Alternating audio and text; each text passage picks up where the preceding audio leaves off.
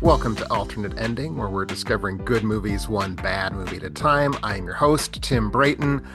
It is August, and as you may have recalled from our last episode, our last regular episode, which was a preview of the films of August, the pickings are slim. So we aren't going to do what we sometimes do and try to latch on to something where we talk about, well, here's what's going on in the world of cinema. So let's tie that into some other topic because there's not much going on in the world of cinema. But instead, I am joined by a friend of the show, Brian Fowler. How are you doing today, Brian? I'm good, Tim. How you doing? I'm doing good. It's good to see you again. It's been a while since we've been on an episode together, so I'm glad we get to have this conversation. And as those of you who follow Brian and I on Letterboxd are well aware, if you've heard us talk in various places online, we are both, I think you could say, we enjoy the filmography of a certain Ingmar Bergman. Would you say that you enjoy Ingmar Bergman, Brian? I'd say that's a fair statement, yes. Yeah. So some time ago, back in the Once Upon days, when we were still a sort of different consortium of people, Brian, you wanted to have Carrie, I think, talk about the film Through a Glass Darkly, I do believe, you yeah, I think recall. that was the last one I had that never And got done for and obvious never reasons. never came to be, unfortunately, but we're hopefully going to make that up to you now by you and I are just going to put our Bergman heads together, and we're not just going to talk about Through a Glass Darkly. We're going to talk about the entire Is it loosely a trilogy? defined trilogy, which is going to be, I'm sure, one of the things we choose to talk about. But three films that are often combined. Yes. I think with Bergman's sort of encouragement, actually. Sometimes. He went back and Sometimes, forth on it. right. But these are a couple films from the early 1960s, or three films from the early 1960s. Through a Glass Darkly, as we were just saying, from 1961, as well as Winter Light and The Silence, which were both released in 1963. And we're gonna talk about why those are considered sometimes a trilogy, what makes sense to bring them all together. But before we do that, we are going to, as we always do, start the episode with a movie roundtable where we talk about the films we have seen recently. And I'm actually going to break protocol. I'm going to bring mine first because All right. I think we're gonna make you wait a little bit because Brian, I think you're talking about a film that a couple other people might have seen.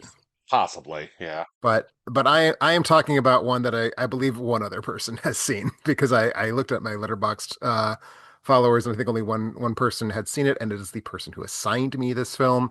And that person is also a regular voice on this podcast, although not today, Andrew Milne, who asked me to take a look at the 1987 French sci-fi animated feature Gandahar, which is the third and I believe final feature film directed by René Laloux, who is almost certainly best known for his first film from 1979, Fantastic Planet.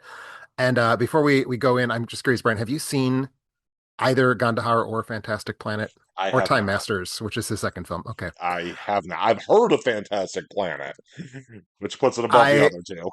I will start by saying I'd be real curious. I don't think I'm not going to go so far as to say I think you'd like Gandahar. I'm curious what your thoughts would be if you did see it.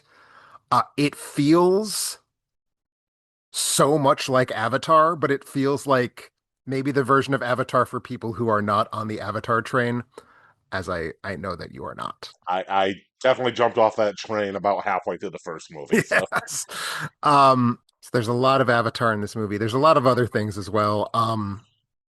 I will start by saying this is a completely coincidental piece of timing, but this movie, which has long been rather hard to lay hands on in the United States, the only way to watch it, I think, very legally, is that it's streaming on Amazon Prime.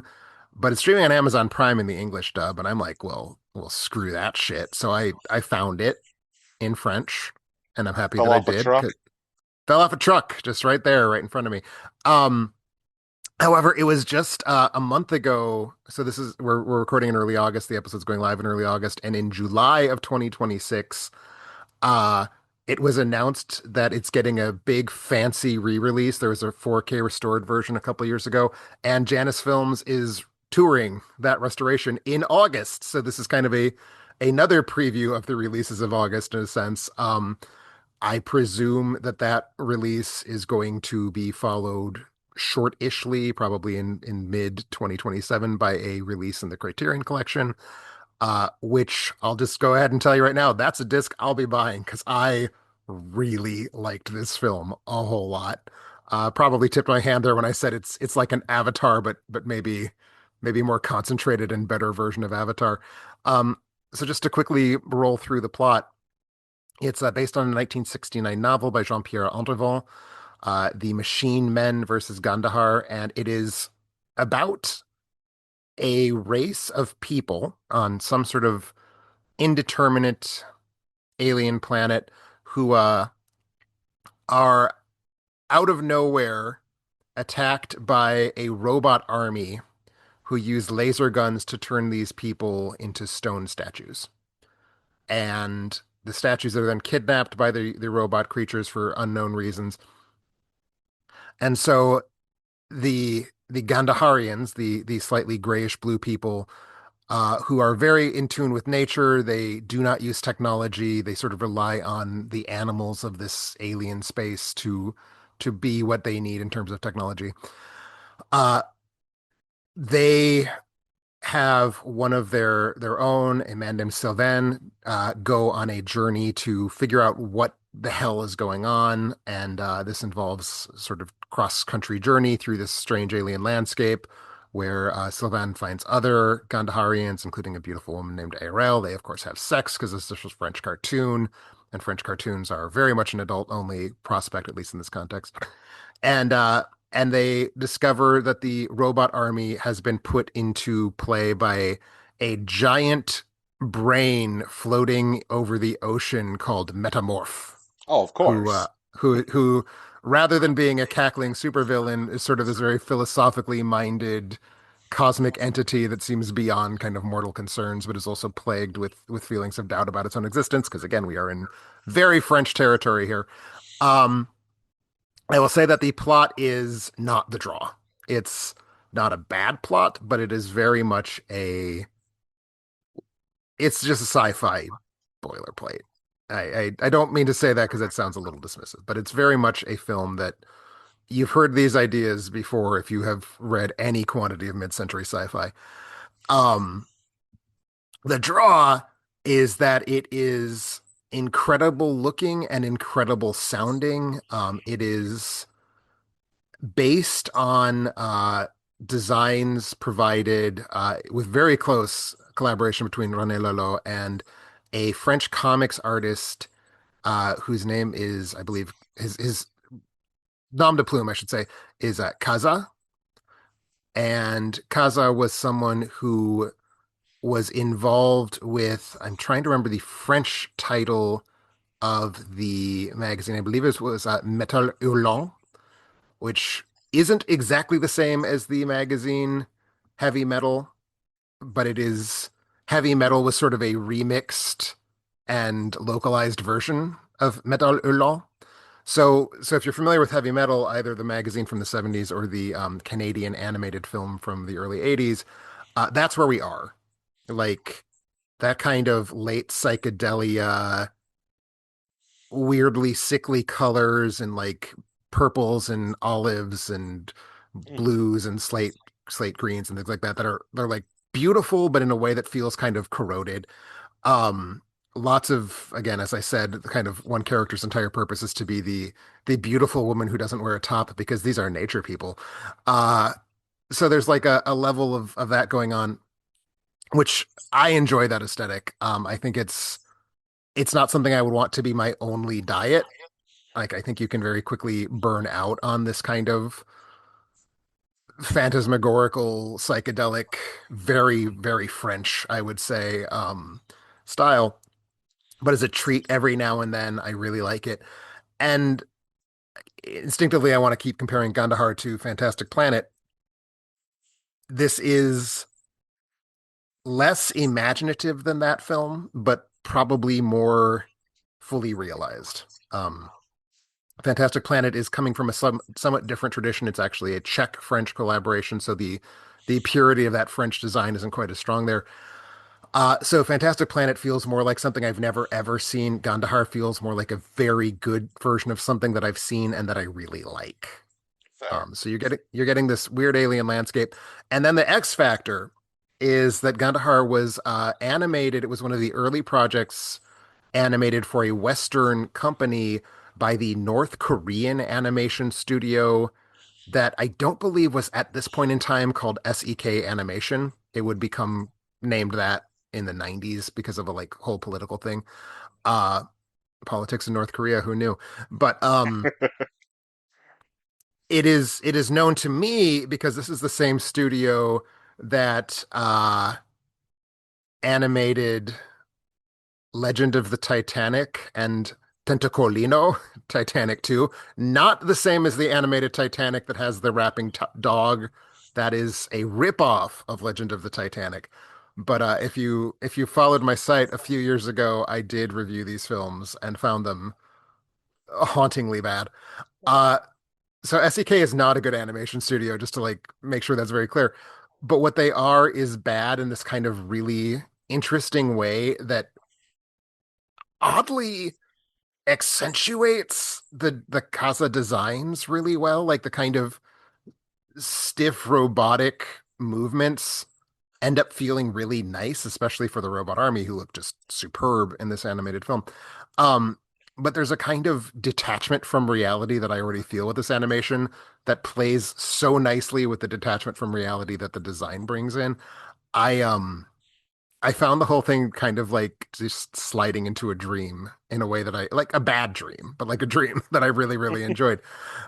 So I got nothing but praise for the way this film looks, even though it's kind of funky and weird and in some ways probably broken. Like I'm sure this was not the strategy was to make it look this way.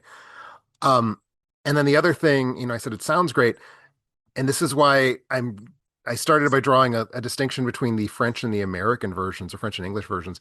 The English version was put together by everyone's favorite monster in human form, Harvey Weinstein, who, among his other crimes against this particular motion picture, removed the score. And so Yeah. the version I watched had the original score by Gabriel Yared.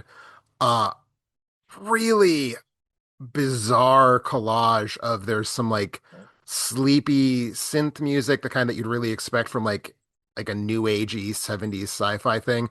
But there's also like this really heavy percussive music to accompany the robots. And then there's like this kind of very trilly, strange music for the nature elements.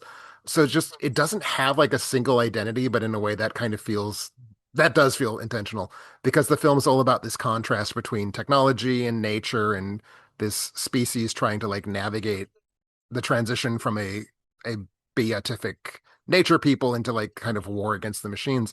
And so the music feeling like it's jarring against itself really adds to that. And also it just in every given moment, it's the right music. Like when it's the kind of drony, floaty synths to go along with these strange psychedelic backgrounds, it just really feels, I think, very evocative and inviting. Uh, so long story short, and I know I've kind of been rambling, it's a movie that encourages rambling, I think, because it's really not coherent as a plot. But what's crazy about this, have to still give the edge to Fantastic Planet, because like I said, Fantastic Planet doesn't feel like anything I've seen. This does, but it feels like something I've seen in a way that just made me so excited. It's Heavy Metal is, have you seen Heavy Metal, the 1981 film? Yes. Yeah. That is a movie I wish I liked. I don't like it. I don't know Yeah. what your thoughts are. I'm lukewarmly positive on it. Like, it's an experience. It is. And like I'm glad it exists. I'm glad I've seen it. I don't enjoy it, Yeah, it's is not something basically I where go I'm at. back and watch again and again. And I think and I've what I seen love it it, once, maybe twice. I've seen it one time. I might see it a second time, but I'm not in a hurry. But one of the things I love about Gandahar is it's the version of heavy metal that I'm like, oh, I want to watch that again. So like that to me is really, I think, what nailed it for me. So many, many, many thanks, Andrew, for putting that in my path. Uh Knew it existed largely because I knew of the two films that were follows up to Fantastic Planet. Probably would have gotten there sooner rather than later because again, there's probably a pretty imminent Criterion release. But now I don't have to wait, And now I can just go ahead and buy that release when it comes out, and also encourage all of the rest of you, if this movie is going to be playing near you in August or the fall of 2026, definitely go check it out. I bet it would just kill in a theater. But yeah, you bringing up Harvey Weinstein, it's like I just suddenly remembered it used to be the thing people thought was he did terrible was the way he treated foreign films and All right. thought, And the Harvey Scissorhands jokes and all that. and to be clear, even though it is obviously not the worst thing he did, it's still an indefensible thing that he did. I Because agree, he but had no we're redeeming filmmates. characteristics, that person. But yes, it's So just I it's thought funny. some It's like that used to be the negative part of yep. his reputation. Yeah, it's neat when you don't have to think about separating the art from the artist because both the person and the art suck. So, but I believe you have a film that, unlike Gandahar, well, like Gandahar, will be playing in theaters throughout the month of August. Unlike Gandahar, uh, probably more people saw that in like a 2 hour span on Than Friday than have I've ever seen ever seen Gandahar. kind of. Yeah, it's like I know counting coppers can be kind of boring, but Spider-Man: Brand New Day. But before I Yep. forget to say say what the movie is, but the amount of money this movie is making is mind-boggling. Like you remember when we talked on the 10th anniversary episode back in February, you and I were both very confident that this movie would be successful, but had no chance of being as big as No Way Home without the Mhm. nostalgia play. Yep. We were wrong. We were really wrong. The it like the Odyssey just made a ton of money in its first 3 weeks. By the end of its first weekend, Brand New Day was ahead of it, both Hmm. domestically and globally. Hmm. Well, let's Which just say it set the record for the largest domestic opening weekend. and had the second largest global opening weekend, Yep. and Yep. followed up with the best Monday ever and the best Tuesday ever. I know I haven't looked and seen about if Wednesday and Thursday were record setting or not, but they made a lot of I money. don't think they set records. They certainly were in like the top three. And Yeah, it has a very, I don't think it's like a done deal. It has a good runway to being the highest grossing film domestically of all yeah. time. If it has legs, it's going to pass Force Awakens. It might be the first ever movie to make $1 billion at the A, U.S. box a office, billion is on the table, which would make it the and second ever single territory $1 billion it's grosser behind probably Ne looking Zha at 2. finishing globally somewhere in the neighborhood of Way of Water. That Again, seems about right. depends on what the legs ends up being. I don't think it's got the juice to get up to Avatar, Yeah, no, although, it does not pass Avatar, it does not pass Endgame, but I think it probably lands at number three. and it does has me reassessing my opinion on what kind of money in Doomsday is going to make later this year, because I did not think the MCU still had this much juice in it. Like Right. I knew Spider-Man was going to make money, but damn. I I genuinely could not have imagined a universe where Above No Way Home was even on the table, and it Yeah, is clearly going to outgross No Way Home. yeah, it and I will say the good news is I think this was easily the best of the four MCU Spider-Man movies. Okay. Okay. For starters, it's the first one that's a Spider-Man movie. It's That's not an really Iron good to Spider hear. movie. That's It's nice. not a multiverse movie. It is a friendly neighborhood Spider-Man.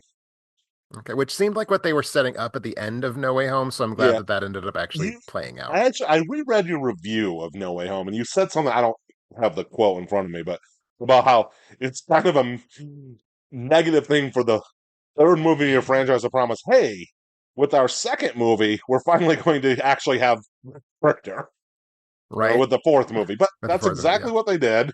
All right. And I enjoyed it. I don't think it's great. It had by far the best action of I've any of lost the you there, four Brian. Spider-Man movies, with low Can bar you hear because me? the Spider-Man movies had strangely not very good action scenes for a character that should be easy to do action Hmm. scenes. It. I Oh, go ahead. I I would maybe go so far as to say I think Homecoming has perhaps the worst action editing in the series. Yeah. That's well, Like this. in the MCU, I mean, not just the Spider-Mans. Yeah. this quotes visually a couple times from the Raimi movies and the action scenes, which, if you're going to rip somebody off visually, you can do a lot worse than Sam Raimi. Hmm. And also, a lot of it feels like I don't know if you've played the Insomniac No. PlayStation Spider-Man games, but a lot of the fight scenes feel like they're straight out of that, which isn't a bad thing because that game is really well made, or those games are really well made. Um, it has lower stakes, which in this case I think is a good thing. Yeah, no, that's been one of my big complaints about MCU films in general is they all have to be about saving the universe. And it's like, I just like a movie that's like, we have to stop the bank robber, which I'm sure this Yeah. is higher stakes than Is that. higher But stakes than that, but it's like mostly got to save this portion of New York, right. which is, again, friendly neighborhood Spider-Man. Hmm. And I think Holland finally showed more than one facet of a character, Oh, which thank God. I'm not saying it's I'm nominating him for any Oscars, but I do think it was a better performance than he had given, particularly in the last two Spider-Man movies. Yeah, I was thinking about this in light of the Odyssey, actually, where he plays Telemachus, of course. Uh, the last time I've really liked Tom Holland and not like really liked, like just the fact that I've liked him at all was Civil War, which I think he was quite good in Civil War. I was very excited for his Spider-Mans after that. And I found his actual Spider-Man movies to be kind of a drag. So I'm glad to Yeah, hear that this is maybe better than those. yeah. It's like, I mean, I know you well enough that I'm definitely not predicting you're going to love this movie, Tim. Oh, I mean, if I get to 2.5 stars with this movie, I feel like that's a triumph for this movie. I think I've landed at 3.5, which is kind of par of the course for a lot of the MCU. Is that 3 to 4 range for me, Hmm. whereas you're more of a 2 to 3 on most of Right. them. So I would assume you're somewhere in the 2 to 2.5 range. Yeah, we'll But see like when I you yeah, ever get I'll around to it. eventually see it. I'm not going to fight my way to see it in theaters when they're this crowded. No, I would say that No Way Home and Far From Home are two of my least favorite MCU films. So I feel like even if it's not a film I like, if it's just not that, that Yeah, will feel good. which I mean, I obviously talked quite in depth on them recently on this podcast, but No Way Home was one where I was sitting there going, "You are manipulating me emotionally with nostalgia, and I hate that it's working." Whereas I thought Far From Home was a disaster. I I thought that whole movie from the ground up needed to be completely redone. I thought it was really, really bad. So Yeah, yes, this is definitely an improvement over those. good. Good. Well, that's So, that's a comfort to hear. but yeah, the thing is there's not a lot to say. It's Spider-Man, he fights crime. The mystery villain is the mystery villain. Although at this point, if there's anybody left who's not been spoiled, everybody except Tim has seen the movie already. Um, and you frame it that way, and this is the thing that I'm curious about because you are just in general, I think, more plugged into what people care about in terms of comic book movies than I am. I think that's a very fair thing to say.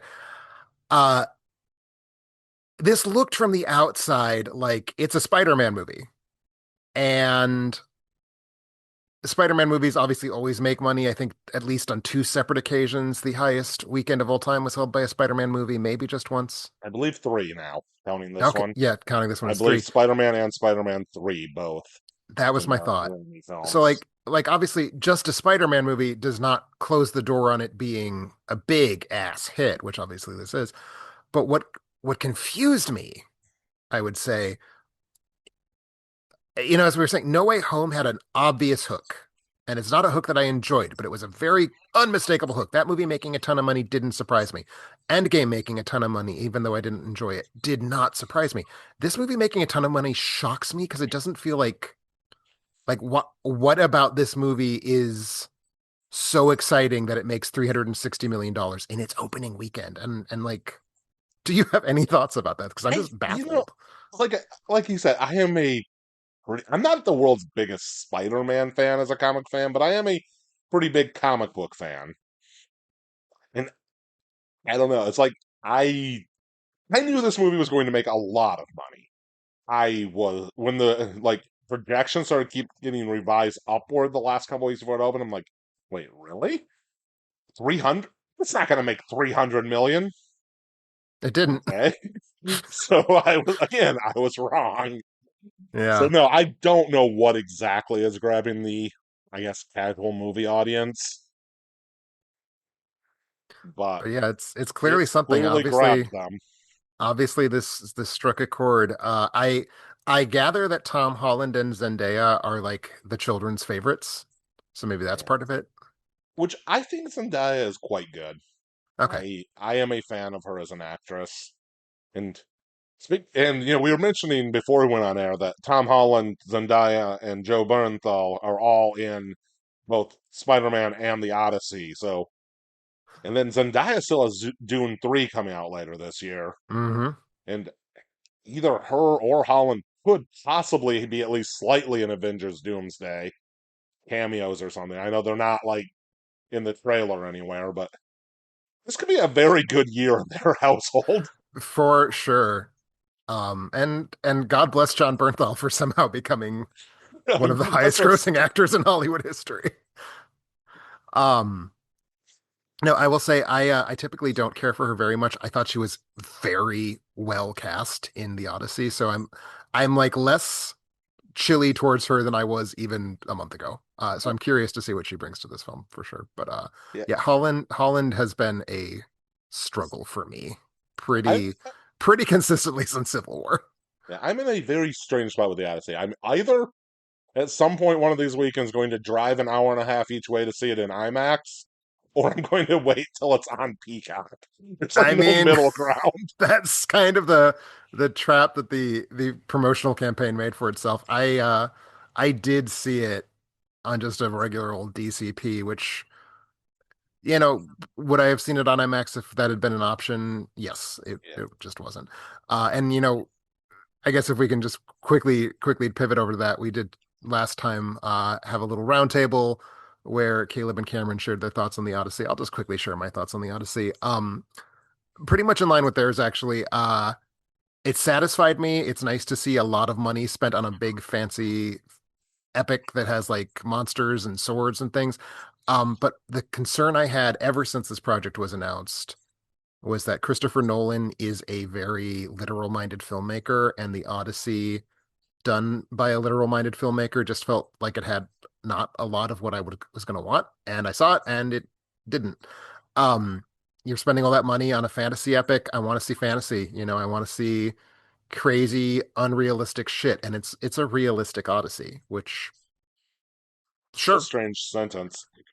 But like this is the thing, like did we need these resources spent on a realistic Odyssey? I don't know that we did. That being said, if you're going to accept the premise, and I think we sort of have to be fair, it's a pretty damn good realistic Odyssey. Uh, And nobody else is going to get that budget to make the Odyssey. that was always Not my thing is nobody on Earth. like how many and this when the project was announced, how many living filmmakers can get a big enough budget to do the Odyssey? And it's Nolan, it's Cameron, it's Villeneuve, um, Maybe. maybe, Yeah, I'm at maybe maybe, on him. maybe Ridley Scott. Because Yeah, because Ridley Scott still somehow keeps getting to make projects, even though the last one that turned to a profit was like 8 years ago. yeah. But yeah, and So I yeah. I tend to find basically everything Christopher Nolan has ever done to be overrated. Hmm. Not necessarily bad, except Tenet. But just Hmm. I have never thought, wow, this guy's one of the best filmmakers working today. I've never had that thought about him. But I'm glad somebody can do the Odyssey and make $1 billion. Might make 1.3, 1.4 billion dollars on the Hmm. Odyssey. And I'm glad there is somebody who can get basically anything he wants greenlit at, $150 million budget because everything he does makes money, Yep. no I matter mean, how impossible it seems. A biopic he about a physicist that's what I was made saying. He was what, he was almost kissing a $900 billion million dollars. dollars. Over 900. I think it was like Oh, was 930 or it over something. nine? Yeah, just So an absurd amount of money. he was like flirting with a billion on a 3 hour biopic of Robert Oppenheimer. Now, obviously, a lot of that money is Barbie's money. Like, that's just the Right, reality of the world.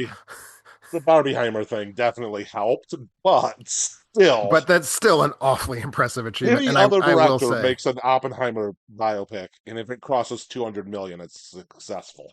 yeah, I mean, 200 million worldwide, it's Yeah, successful, and Oppenheimer's sales past 200 domestically alone. I will say, I liked Odyssey a lot more than Oppenheimer. Oppenheimer, I thought, was a very well made piece of boring Oscar bait.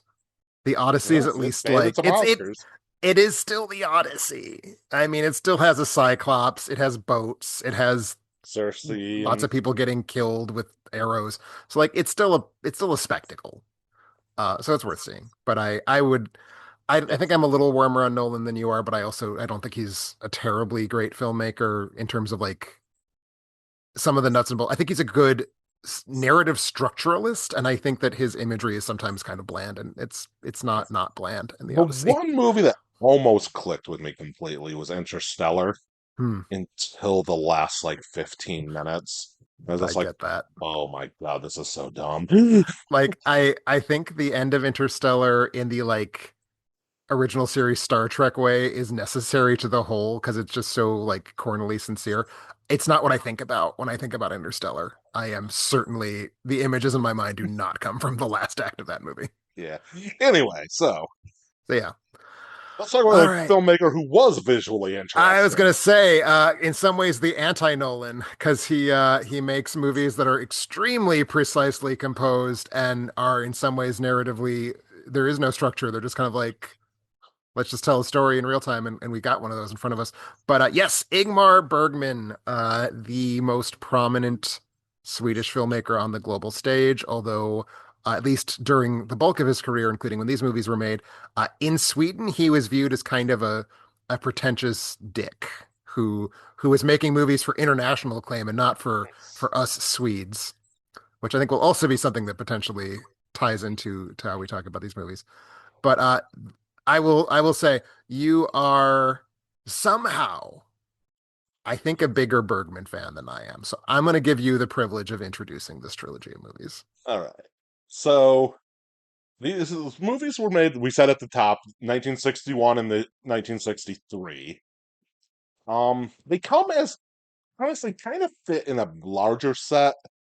Bergman, religion played a role in a lot of Bergman's movies, but the early 60s is where he was seemingly the most driven by religious questions, doubts, etc. And because the two movies he made directly before this are The Virgin Spring, which we're not here to cover, but just a brief overview of the religious themes of it and not the rest of it.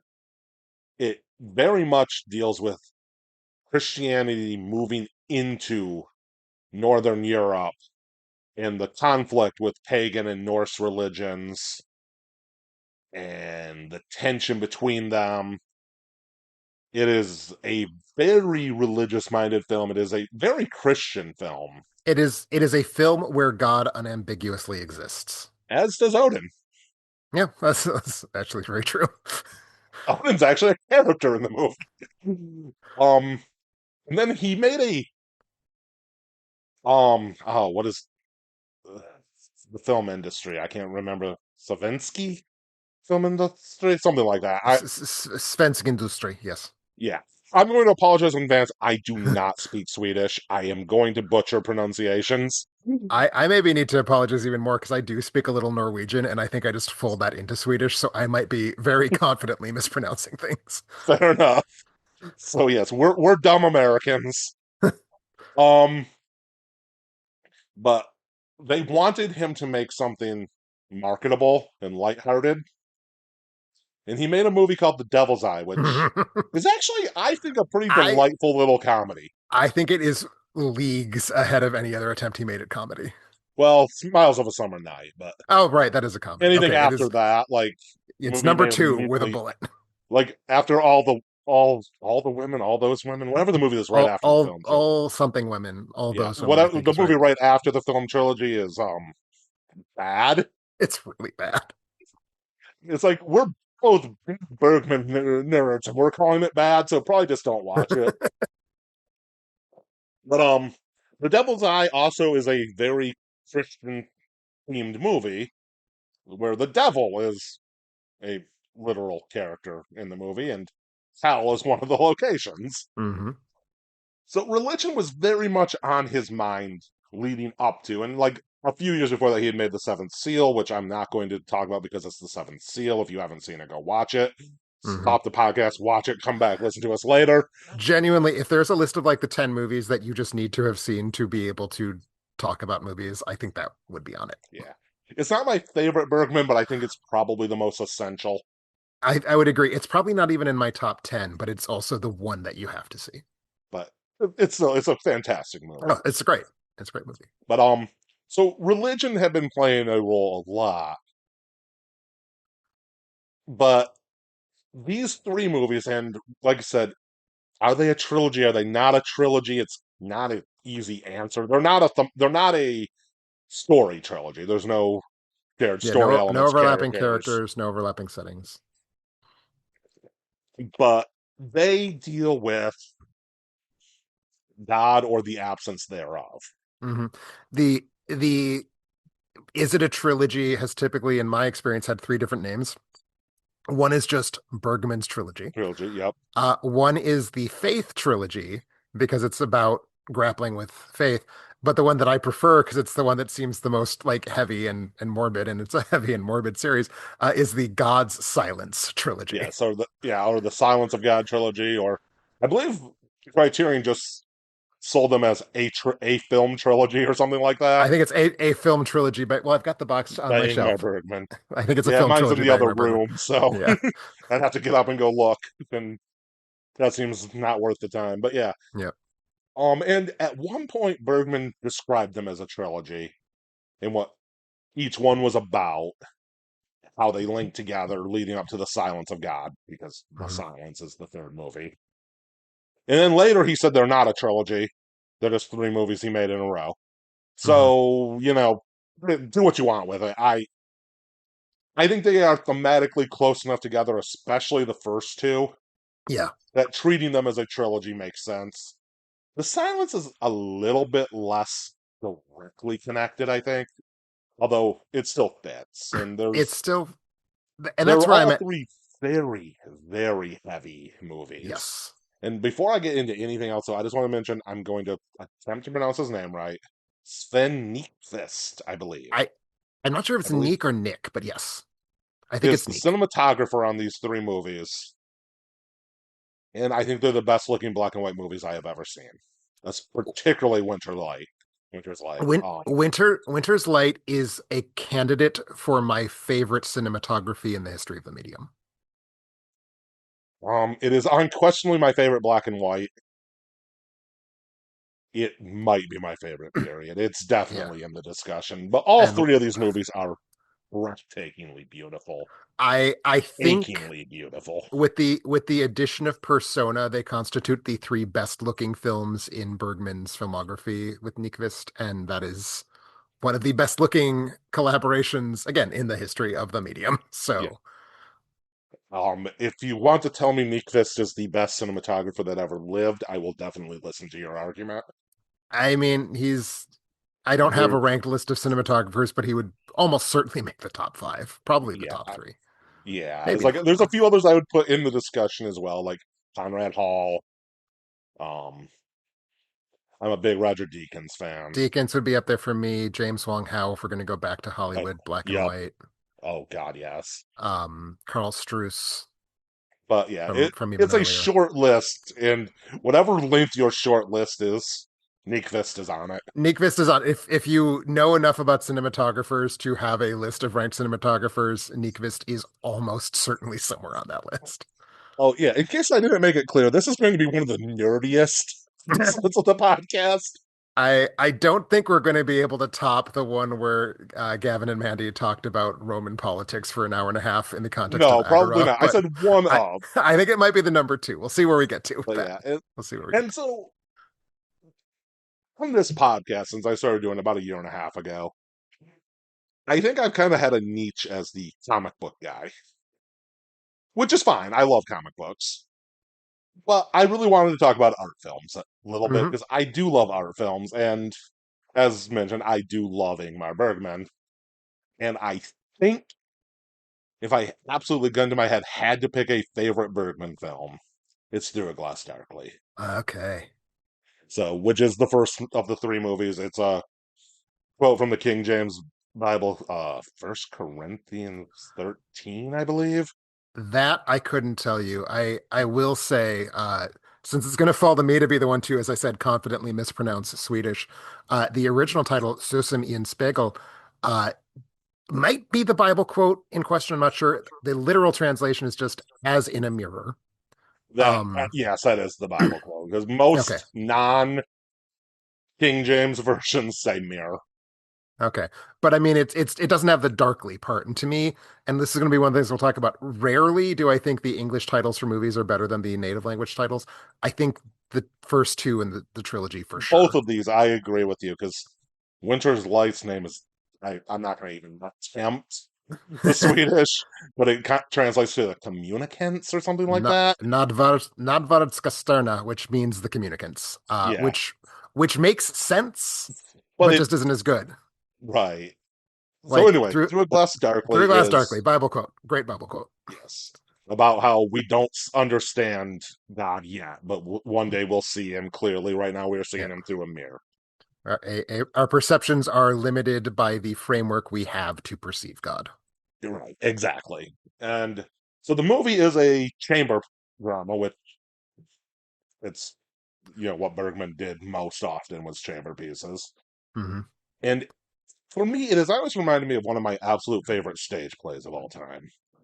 Um, A Long Day's Journey into Night by Eugene O'Neill. I don't know if you're familiar with this show. Not as I've read it years and years ago. I've never seen it performed.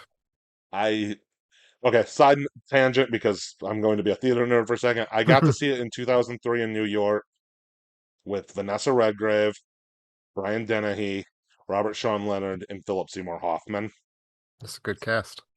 which might be part of the reason why it's one of my favorite plays because I saw it with a cast that's just absurd. Yeah.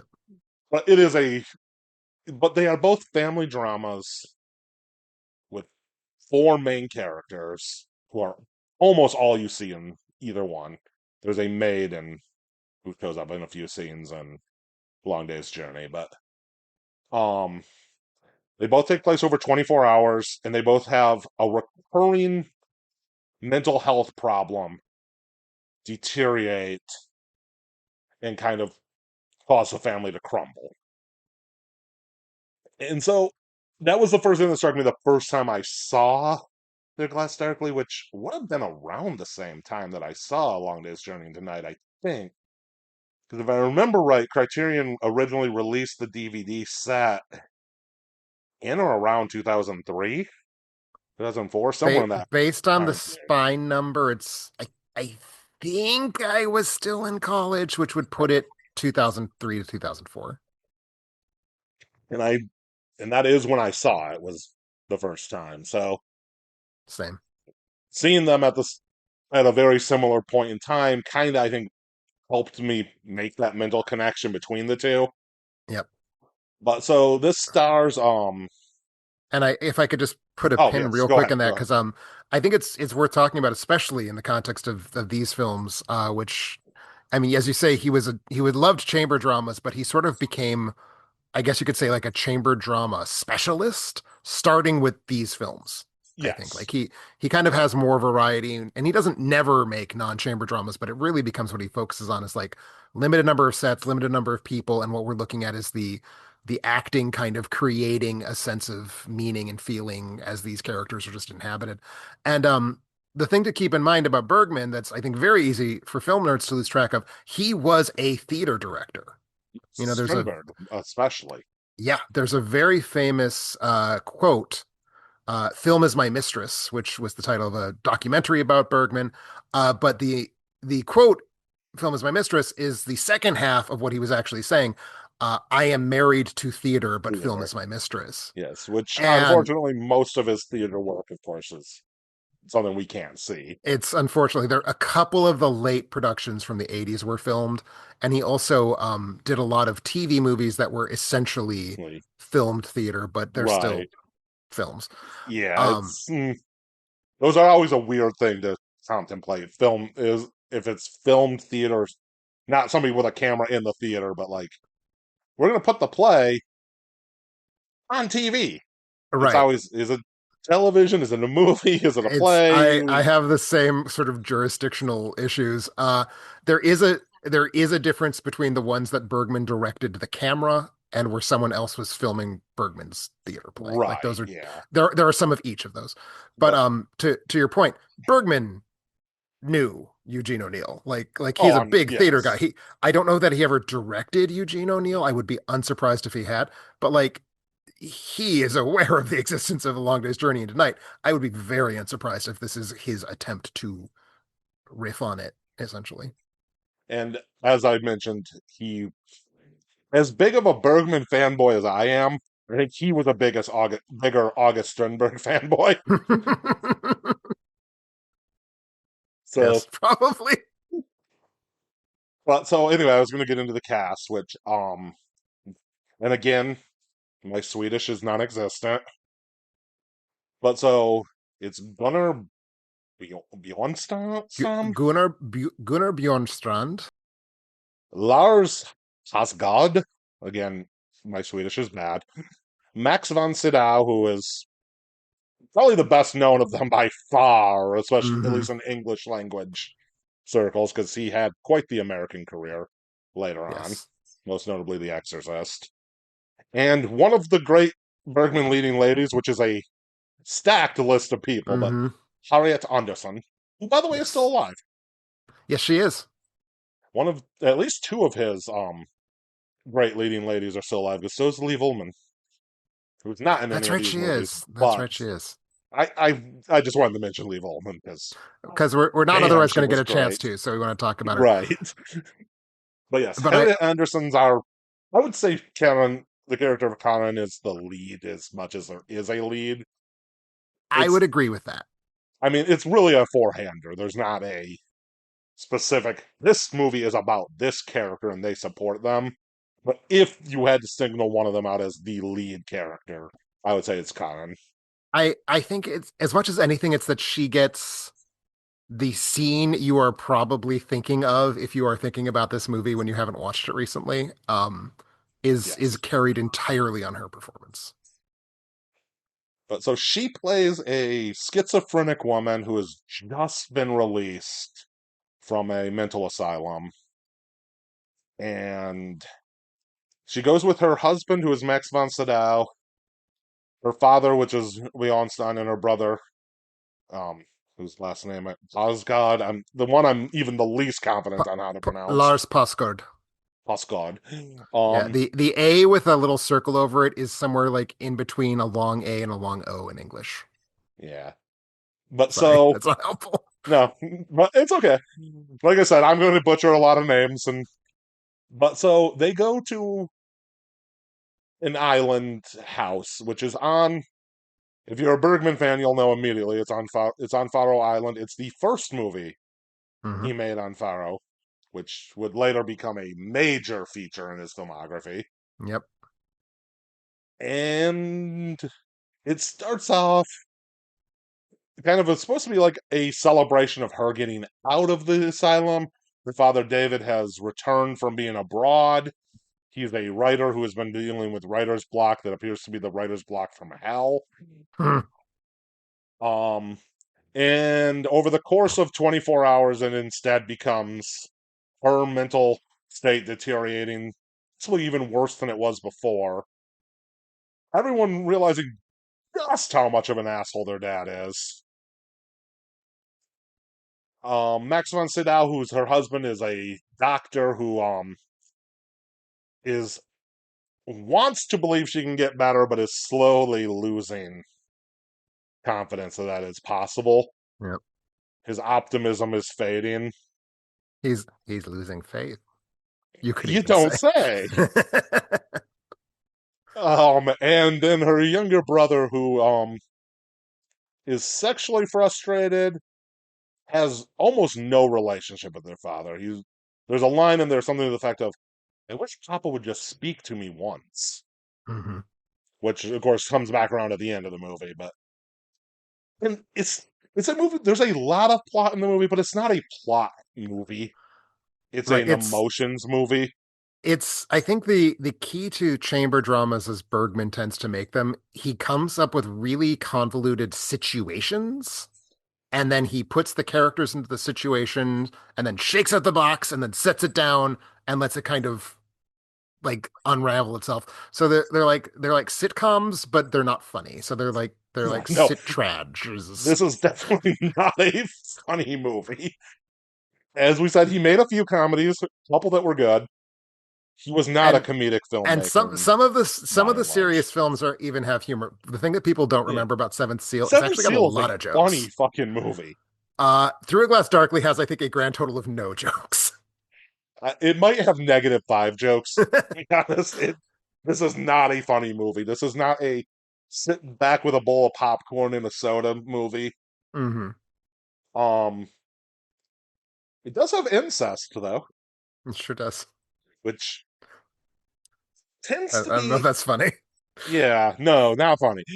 It, but I do think it's an important point in the movie Hmm. because it's the point where Karen, after she sleeps with her younger brother, begins to realize she can't function. That the line she gives is that she can't live in two worlds, Hmm. going back and forth between the asylum and the real world. And I think it's the moment she gives up. And then, as I mentioned, their dad's an asshole. Um, she finds his journal where both she finds out that her husband is coming to the conclusion her condition is uncurable. And remember, this is 1961. We knew a lot less about schizophrenia then than we do now.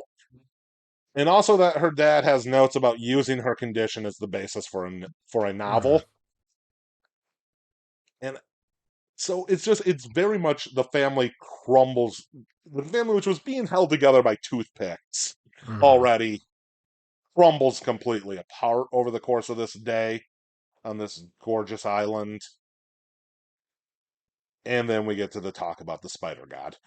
Right. So there has been a very heavily symbolic crack in the wall, which that can only possibly mean one thing in a family drama, and kind of the building thrust of the movie is that Karin is convinced that God is in this wall, essentially. Yes, and eventually becomes convinced that God is a spider. Yes. And she gives a monologue about this horrific God Hmm. that is honestly bone chilling. It's it's the scariest thing in Bergman. Yeah, it might have been on one of, including his one true horror movie, Hmm. but it might have been on a comment on your review on it. I don't remember, but somebody I read somewhere saying about how they got really terrified because they thought the spider god was going to show up, was going to crawl out of the crack in the wall. That would And I'm be like, oh amazing if god, this movie just that turned would into a be a Roger horror Corman movie. film. It's like this very austere chamber drama, and then the last 10 minutes are just like a guy in a A foam giant rubber fighter spider suit. eating everybody. That might be what it takes to get through a Glass Darkly up to 5 stars for me. No, that would But suck. oh yeah, it would be hilarious and it would be terrible. Hmm. But yeah, just her speech though, it is harrowing. Hmm. And Harriet Anderson is so good. It's a Max von Sydow is a great actor who's in a lot of Ingmar Bergman's movies. But I don't think this is a controversial take. Ingmar Bergman did better with women than he did men as actors. Hmm. Hmm. And either he was extraordinarily blessed that Sweden just happened to have the most ridiculously talented group of female actors on the planet while he was making movies, or he's the best director of women actors who's ever lived. I don't know which is true. Maybe it's some of both. Why not both, Yeah. as they say? But but he tended to get amazing, heart wrenching performances out of every woman he put in film, or He has damn near every woman. he has two different films that are four-handers between four women, and in each Yes. case, I think you could argue it is the best like cumulative ensemble performance ever filmed. Um, Yeah, I could definitely see that argument. I also think you can make I have made in the past the argument that I'm not going to say it is the best performance I've ever seen, but I would listen to an argument that is, which is Lee Ullman in Scenes from a Marriage. I I don't think I would disagree with that. I might make the argument. I I might have to make the argument that it's the best performance. If it's not the best, it is on the short list. Hmm. And I feel like Ullman is such a central figure in Bergman's reputation, partially because of Scenes from a Marriage, partially because of Persona, which Mm, eventually we'll be touching on, but not talking about. I yes. think it's very easy to lose sight. She's outstanding. There's just hot take, Liv Ullman, good actress. Uh, it's easy, I think, to overlook the other important actresses he worked with because he had a stock company, so he keeps Yes. working with the same people over and over again. Elliot Anderson, who we're talking about now, Ingrid Thulin, who we're going to talk about, Bibi Anderson. Um, Gunnar uh, Lindblom. yes. I was just drawing the Uh, blank, like, what's her name? yep, we'll be talking about her as well. Tragically, I don't Yes. think we're going to be talking Bibi Anderson at all, but No, Bibi Anderson does not show up in the film in the trilogy, trilogy, but but she is but in Hari, several of his movies. I think the Andersons are. I think there's an argument that cumulatively their work with Bergman is even better than his work with Ullman was, and Harriet Anderson in this film is. She is I so good. It's certainly the climax is her best performance she ever gave for him. If the performance as a whole is the best film she ever gave with him, I need to live with. I Yeah, I don't know if I it's like so her in hard this to better than make Cries and those Whispers. calls because It is. the women in his movies are almost across the board Hmm. so good. Yeah. Like I said, that Lee Ullman might be the best performance I've ever seen in Scenes from a Marriage. But if she's worse in Persona, it ain't by much. It's exactly. Which Um, and there's a reason why we're not doing an episode not talking about Persona besides not being part of the trilogy. It would be an entire podcast and probably 3-4 hours just to talk about just Persona. just talking about it. If you haven't seen Um, Persona, again, pause, go watch Persona, come back. I will go on a slightly riskier limb than you did, and I will say yes, Max von Sydow, very famous, largely because he did come to this country and do a lot of work in English. Max von Sydow is quite good in his films with Bergman, but I think same thing, he overshadows. Gunnar Bjornstrand is a magnificent actor. And He we is. are not done talking about Gunnar Bjornstrand when we're No. done talking about this movie, certainly, but I I like Gunnar Bjornstrand in Bergman more than I like von Sydow in Bergman. Hmm. Is where I I would have to will I sit will with that. stake that And claim. I would have to sit with that and think about because they're It both in large part because of one of the other films we'll be talking about. that we're But going to get to here in a little bit. yes. I Yes. I will say one of the things that I view as not even a problem with Through a Glass Darkly, let's call it an infelicity with Okay. Through a Glass Darkly, because it's something where the film could be a little more perfect. I feel like Bergman knew he wanted this to be a four-hander because that is the correct balance. That is the way you get the character interactions that he needed. And I think the Max von Sydow character is in here because he needed a fourth character. I feel like the Max von Sydow character to me feels not as tightly yoked into the really complex, and that's part of his role, right? Like he is in some ways the outsider to this Yeah, family because he's relationship. married and he's not blood. Exactly. But I still feel like it's a role that has a structural purpose more perhaps than it has an emotional Yeah, purpose he to doesn't me. have as much of an arc as the Right. other three. The other three all have arcs in the movie. Right. He pretty much starts the movie at he has lost faith that his wife can recover, and he ends the movie with that loss of faith having been basically confirmed Confirmed. that she's never going to get better. And I will say, if I have a problem with the movie, it's a very small one at the end. And Bergman himself later kind of sort of disowned the last few minutes of the movie as well, where um David and Minas, I think is his name, right? The Minos. character Yeah. Minas, yes. It's spelled minus, and it always makes me want to call him Minus. But Yes, I you get know, that. Minas have a conversation about what is God, and it's a very boilerplate. God is love, though it does get at the end of it. I think it redeems itself a bit with just Minus's last line in the movie, if I remember right, is just "Papa spoke to me," Yes. which is Yes. absolutely devastating. One last twist of the knife on the way out. That's the thing. Like I agree that the as written the conversation about God feels very on the nose. I've seen it criticized because a lot of people, critics since the 60s, have kind of identified this trilogy overall as Bergman embracing atheism. Or maybe not embracing it, but like acceding to atheism because he certainly doesn't seem very happy about what he's Oh done no, here. there's nothing happy. But I've seen people criticize that as Bergman's attempt to cheer himself up one last time before he's like, no, God probably doesn't exist. And I don't think that's fair. I think giving that speech to David, who sucks, is not a mistake. I think that like the film kind of wants us to feel that that's hollow and cliched. Yeah. And like I said, Bergman himself said what was he? He said something to the effect of "I smeared a God is love veneer over the movie," which I think you can definitely read it that way as being an insincere. But I do think the bigger point from that scene is having Minas actually have a real conversation with David for the first, apparently the first time in his entire 20-ish years on Earth. Right. No, so the end redeems it. I will also say one of the reasons I would argue for this being a trilogy, I think the trilogy structure redeems it because it makes it clearer what the arc of the trilogy The is next two movies are going to from tell us. we want God to exist in one world movie one. In movie two, we suspect that God does not exist, and in movie three, it's not God even a is question silent. anymore because God's silence is so overwhelming that no one's even going to bother asking the question. Yeah. It Which is typically how I've seen the trilogy formulated. yeah, it's like I should have looked up the quote. I can't remember exactly.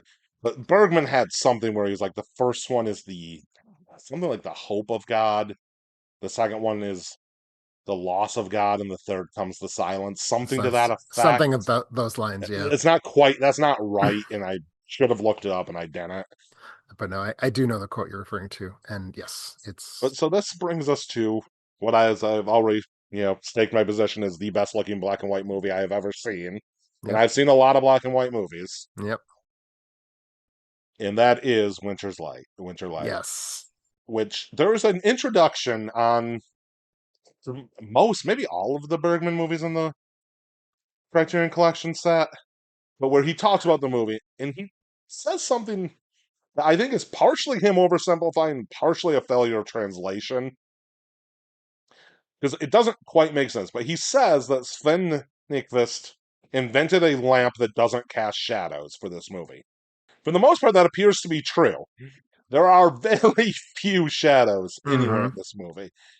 The title, like we said, the English title in this case is not at all a translation of the Swedish title, which is you pronounced it earlier. I'm not Yeah. going to, The but the communicants, I think we can communicants. just say, Yes, which tracks because really the it film is is. about two things. It's Oh, go about ahead. communication and lack thereof is definitely part of it, and it's It's about faith and lack thereof. it's about a church because communicants isn't just like are we communicating? It's very specifically Yes, we are the what's there's like a phrase that people who actually go to church use. I'm drawing a blank on it, but like and we are I the haven't been to church congregation. in The 20 years. congregation. That's the word. Yes, That big okay, fancy word, there congregation. you go. Jesus Christ. Okay, the congregation. It's about a congregation. They're united by communion Hmm. by being part of this community here. Right. And the film is very much about how that's not sufficient. Like Yes. this church community is not nourishing itself the way that it's supposed to, and that's part of the God's loss. We are losing God. We are as a Yeah. community of Christians, we're failing apart. And of course, the other thing the Which film what is community in about, this movie? right? The other thing the film is about is Winter Light and how it drains the life right the hell out of you as you're just sitting in Yeah, it. it is. There's a scene quite late in the movie that I just the cinematography where Ingrid Thulin backs up into one of the very few shadows Hmm. in the movie that I think might be my favorite shot of all time. That's really It's good. she's just disappearing into the shadows as she can't take what he's saying to her anymore. It's it's one of those things where it's both maybe the best shot of all time and also not necessarily my favorite shot in this movie. Yeah, it's there's so many beautiful There's shots in so this much movie. in this. Like The Go ahead. this is one of those movies you could do that thing Roger Ebert used to do at like colleges where he'd watch a movie with a group frame by frame and they would just stop and talk about every frame of the Yep. movie. You could Every frame of painting, yes, or more but like accurately good. every frame in art photo. A Yes. very very good art photo in this movie, I think. Um, yeah, the sort of cinematographical hook of Winterlight, the film does it. I didn't rewatch these films. I kind of resampled Neither these did films. I was Do you going to and recall, I just didn't have time and I've does seen this them so film many does this times. film actually take place in real time? I Or don't are think are there so. gaps? I think there are some I think there's gaps. some gaps because there's like it starts with the noon service, it goes to the 3 o'clock service, Okay. and the So movie's it's not 4 hours long. So no, it's only an hour and a half, so it's like 50% real time. yeah, But the idea behind it is that we are mostly, but not exclusively, inside a church, and it's passing from noon, sun's directly overhead, to afternoon in the winter, which in Sweden means you have gone through a pretty substantial percentage of your overall light in those hours.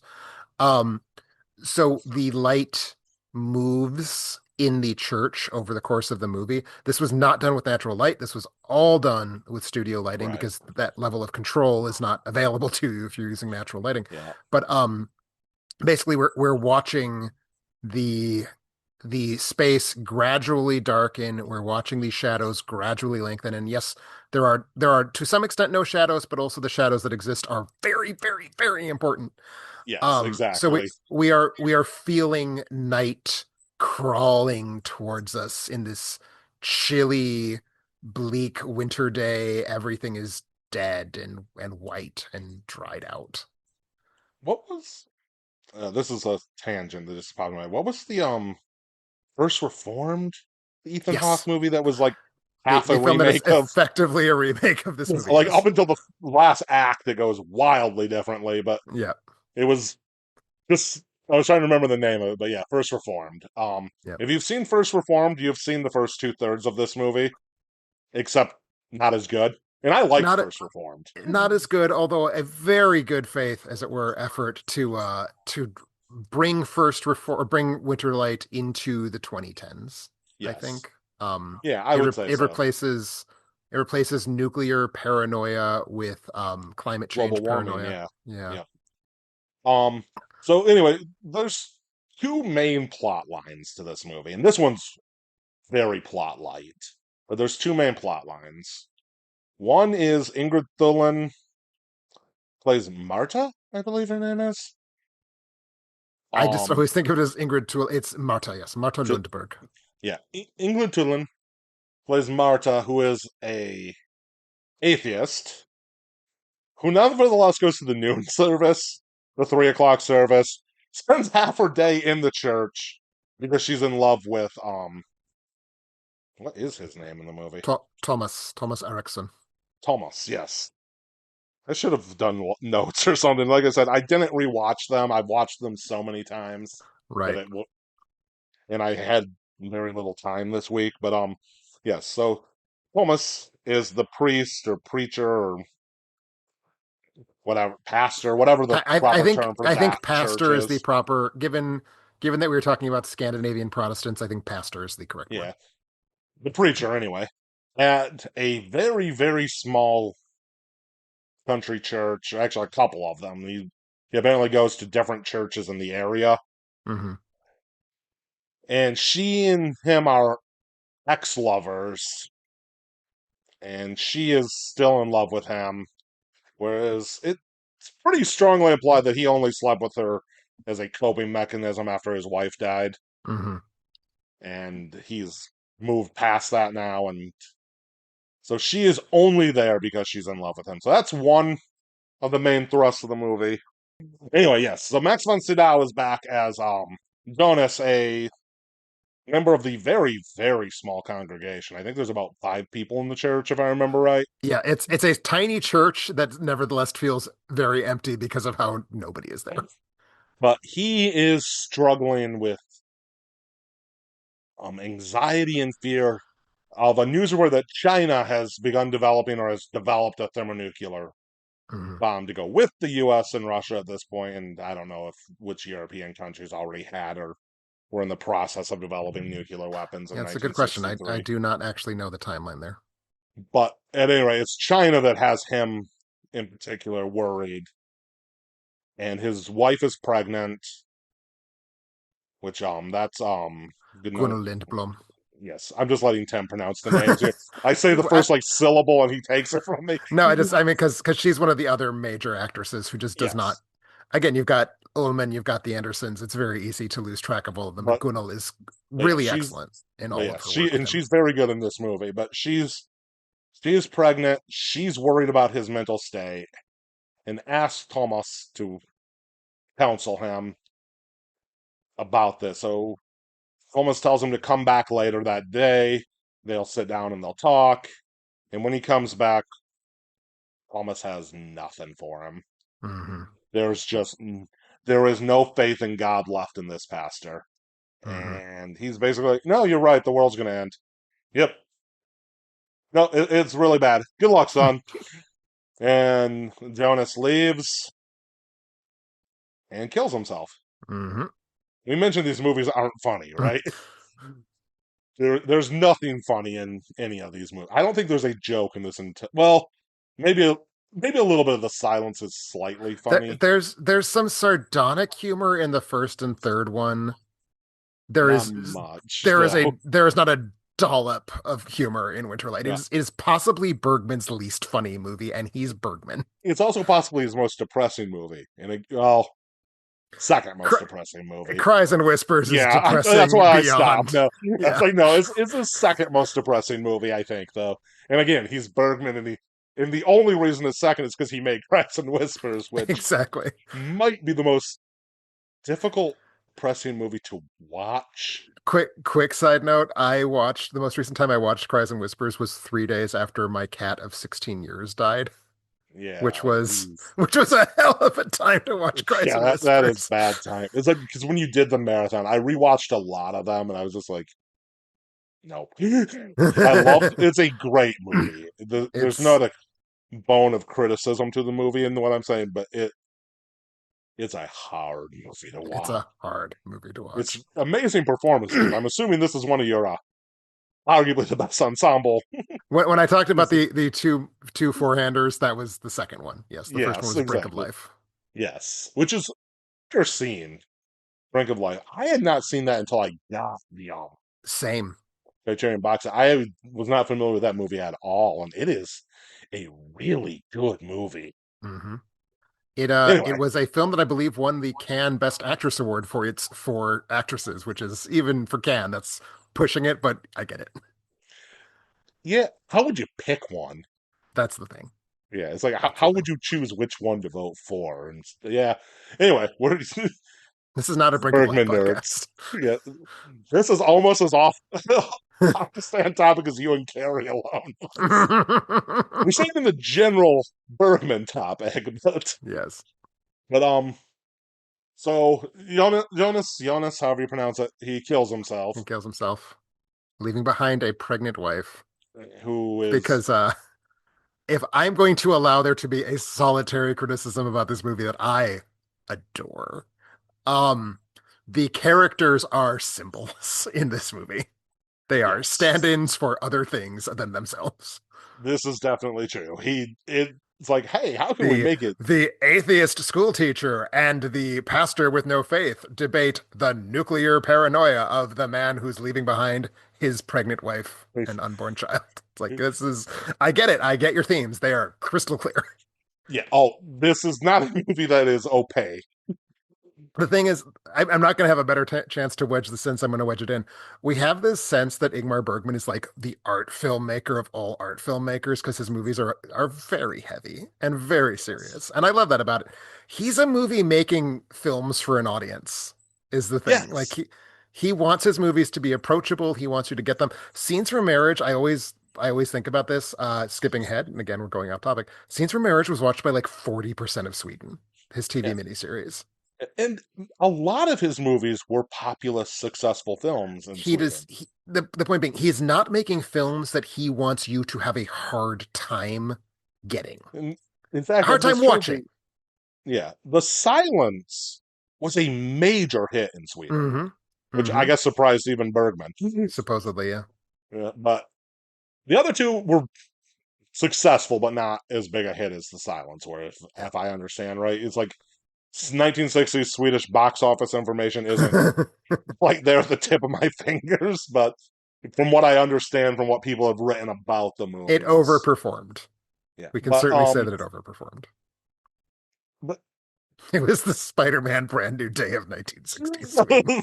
Swedish back to Winter's Light because there's really not a lot of plot left. Like this is all that really happens in the movie is he rejects Marta, she longs for him. He has no faith in Jonas kills himself, and that's basically your entire movie on Mm-hmm. a plot level. Yeah. Like they go back to Marta's place, which she has a house with a schoolroom in it, Mm-hmm. and they have a very frank discussion where he tells her he'll never love her. The only person he was ever going to love is his late wife. And she gives one of the most realistic portrayals of unrequited love you will ever see in a movie. Mm-hmm. You can read everything in her face. You could turn the sound off, turn the subtitles off, and you would get everything you needed to know about what's going on in her head just from the close-ups of her face, which this is the first time I've mentioned close-ups, and we're like an hour into talking about Ingmar Bergman, and that's the first time I've mentioned close-ups. Tim, what did Ingmar Bergman do with close-ups? Here's the thing about Ingmar Bergman. He was good at close-ups. Like I was thinking about this before we started recording. What is the image? What is the single image that Bergman, maybe not for you and I, because we're nerds, for like the person on the street who knows enough about movies to know who Bergman is, what is the image that they think of when they think of Bergman? That close-up of the two faces The and close-up of the two persona. faces in Persona. So Yes. his filmography is a filmography of faces. Yes. And In fact, and Through a isn't there a Glass movie called Darkly, Face to Face? there is a movie called Face to Face. I've not seen that movie because it's not It's in the Criterion. okay. I've had It's it like in my not great. Amazon cart for like 2 years and I haven't bought it. So It's it's not as good as its position in his filmography. It was the film he got a Best Director nomination at the Oscars for. Uh, it's not as important. It's and not I as don't good know as that why level of Janus importance. doesn't have the rights to that one when they have basically everything else, but I there's a reason, and I used to know it, and I don't. But yeah, yeah. So he directs close-ups. It's the thing he does better than any. Well, it's better than any other as sound filmmaker. yeah, he does it as well as anyone you can any I contemporary anybody do who has come after him. Do I think that Bergman can beat The Passion of Joan of Arc in the close-up sweepstakes? I do No. not. I But I don't think anything ever made I think is going to numbers beat the 2 through passion of Joan of Arc. 15, like the best By close-ups of all all the time are parts. Passion of Joan of Arc, and then like the rest of the top 20 are all Bergman films. Yes. Um, and there's some of that in Through a Glass Darkly, but Winter Light is the film where I think he's really dialing in. Close-ups are now the tool. Like I'm making these films. I've focused on chamber dramas, single space, not a single space, but very confined spaces, very small casts. And Through a Glass Darkly is a four-hander. And we've kind of talked about Winterlight as a four-hander. It has Tulin It has four Bjornstrand, Franz. characters who matter, It has basically. four characters who matter, but it's really kind of just even a two-hander because von Yes. Sydow and Lindblom are important, But they're not but they're only important for a couple of scenes each. they're only important for a couple of scenes. And it's really all about these two characters. And I teased I don't know if my favorite shot is that wonderful shot you identified because there's a moment, it's actually somewhat early in the film where Thomas is reading a letter that Marta wrote for him, Yes, yes, and we yes, see yes. that. I've never timed it. It's like 6 minutes long Yeah. in a He in a reads the pretty letter short in real movie. time. Yeah. Reads the letter in real time, and the letter is rendered as a uncut direct address close up Ingrid Tulin looking into the camera, reciting the letter as a monologue. I, I, it is one of my favorite things that's ever happened in all of art. Yeah, it is a amazing. It is something that doesn't sound when you describe it nearly as gripping as it is. And Like, again, a lot of it's just that Tolan is so compelling. I would otherwise not compare these filmographies, even though I think people have, and I would not compare these films. It reminds me of the driving scenes in Solaris in terms of everything about this sounds dull, but in the moment of watching it, it's just rewiring your brain. And it's like Yeah. telling you, no, this is what cinema is. It's like what is happening to you right now. You're staring at a person, you're watching all of these indescribably small, imperceptible shifts in how she's holding her eyes and how she's kind of smiling, but then she's kind of not smiling, and then she's definitely frowning, and then she's just neutral. And like all of this is just this like whirlwind of stuff happening at you, and it becomes just this unbelievably rich text to just kind of Yes. like absorb what Tulin is giving you. It is my favorite moment of acting in sound cinema. Yeah. The trust that the director had in the actor and the Hmm. actor had in the director that that wasn't going to look stupid or be boring Or be boring, yeah. that is a level of trust you won't see in Hmm. almost any other movie, really. And And like you mentioned, The Passion of Joan of Arc, which is the movie of faces. Um, oh but my that God, what movie, is her name? Falconetti, Maria Thank you. Falconetti. God damn, her performance in that movie Oh, it's is amazing. it And is. I This is don't want to kind of the say sound equivalent, though, to what that's she does without. Except she did it without having words to. th this is going to be me revealing my biases in such a huge way because I think most people would be like, she doesn't even have words. I'm going to say Falconetti had an easier time because she just had to compel us with our faces. Tulin had to also make a 6 minute monologue not sound boring. So in a way, I think it Yeah, was they're harder for her both. because But yeah, I don't think sound makes it easier on her. I think it makes it harder because it makes a whole yeah, new parameter she has to control, this is and true. she's doing it. But yeah, and like this is not a Carol Dwyer? Is that? Was that Carl Theodor Dreyer? Yeah, Dwyer. Okay, it's like I need the name of this director podcast as we're talking about Bergman. But if you haven't seen The Passion of Joan of Arc, do that. Yeah. Also, if you are a It, fan of Scandinavian filmmakers grappling with questions of faith in their cinema, boy, do I have a guy to follow up Bergman with for you. this, yeah, I haven't seen nearly enough. I need to watch more of his work. But I cannot imagine you not liking Ordet. yeah, I mean, when I watched which I only watched The Passion of Joan of Arc the first time a few years ago. Mhm. It was this movie that's been on my I'm going to watch this someday list for years, and I finally just turned it on and like, okay, I'm dumb. I should have watched this a decade ago. There is a canon of films that I first watched when I was an undergrad. Northwestern had a media viewing like space in the library where you had a little private kiosk and like a fucking 13-inch TV that you could watch these things on.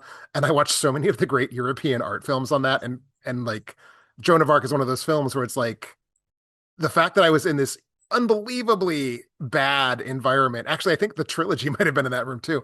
Um, I'm still like just so sucked into this little 13-inch rinky-dink CRT because of the potency of the imagery. It's like there's a lot of films that I have very treasured memories of experiencing them in that room because they like overpowered me despite watching them in just the worst place I've ever watched any movie. But yeah, that movie is just It's I mean if I have cinema this is faces, which is something people will argue that the most cinematic object is me. the human face. People like Tim Brayton, at alternateending.com. But if cinema is faces, then The Passion of Joan of Arc is the greatest work of cinema ever made. I am on record as having made precisely that argument.